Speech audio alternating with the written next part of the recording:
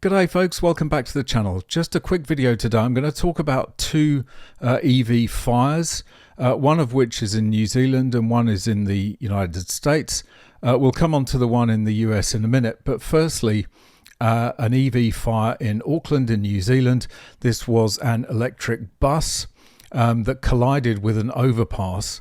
And it's interesting because one of the problems with having a large lithium-ion battery on board a public service vehicle like a bus is that if it gets involved in any kind of accident or impact, the battery can become involved. And as soon as that happens, it becomes a major problem for firefighters.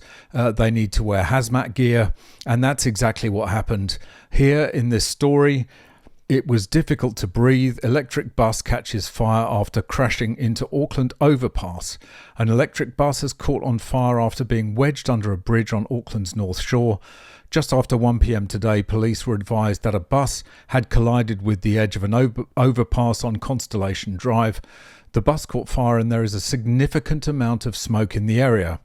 And we all know that that smoke is full of some horribly toxic compounds like hydrogen cyanide, hydrogen fluoride gas, hydrogen chloride gas, all really, really nasty stuff. One bystander told the Herald nearby residents moved inside and shut their windows when smoke started filling the air. It was difficult to breathe as we were visiting a relative who lives on the other side of Sunset Road by the top bus entrance to Constellation Road bus station, and the smell was thick. It appeared to be of a chemical or plastic nature. Well, let's hope they didn't breathe too much of it in because it's very bad for you. Cordons have been put in place and motorists and pedestrians are asked to follow the directions of emergency services staff, police said. And this, as you can see from the picture, I think there's a picture of the bus. It's basically wedged underneath an overpass. And I think some of the battery packs are often located on the roof. And of course, if this had happened in a regular bus, it would have been no big deal. It would have been towed out and it would have been done and dusted in 5 minutes. But because of the presence of lithium-ion batteries in these electric buses, it just makes it 10 times harder. And in the US, similar kind of story. This is a Rivian garage, Rivian dealership, which caught fire just randomly in the middle of the night. I believe that one of the vehicles was on charge at the time. And that started it, and then it spread to 4 others.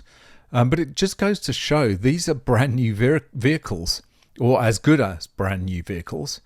And yet there is still a risk of these things catching fire spontaneously because of the chance of a manufacturing defect in one of those cells. That's just a risk that you cannot avoid. Or some slight damage perhaps, which has caused one of those cells to go into thermal runaway, and it just spirals from there.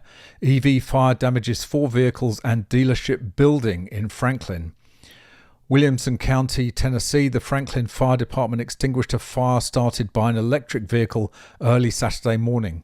Crews were dispatched just before 1:30 a.m. to the dealership on the 300 block of 5th Avenue North.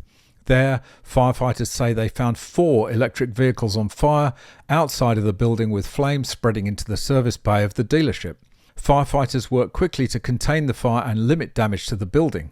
Firefighters remained on scene for more than 4 hours after extinguishing the flames to monitor the vehicle's batteries as they cooled. Fire officials say that EV batteries can reignite and continue to burn for long periods of time even after they have been extinguished. The Franklin Fire Department says that one firefighter was taken for evaluation at a local hospital but has since been released. No other injuries were reported. Same issue. You need hazmat gear to deal with these fires. And just an unfortunate gulp of air at the wrong time can put you in hospital. This incident highlights the challenges of fighting electric vehicle fires, said Franklin Fire Marshal Andy King. Our crews did an excellent job containing the fire and preventing more significant damage to the building. Unfortunately, this is just, we've heard it all before. EV batteries are a disaster for firefighting. They are so difficult to deal with. It puts the first responders at considerable risk. The smoke and gases given off by these batteries are absolutely a terrible cocktail of gases. As I say, hydrogen cyanide, hydrogen fluoride, nothing that you'd want anywhere near your lungs. And that's the reality. And even in new cars, or relatively new cars stored at a dealership, you still get fires at the dealership because it's almost impossible to eliminate the risk of these fires happening for whatever reason, whether that be manufacturing defect or simply some kind of inadvertent damage to the cell. It's very difficult to predict. All right, that's it for this one. Thanks very much for watching. Really hope you enjoyed it. See you in the next one. Bye for now.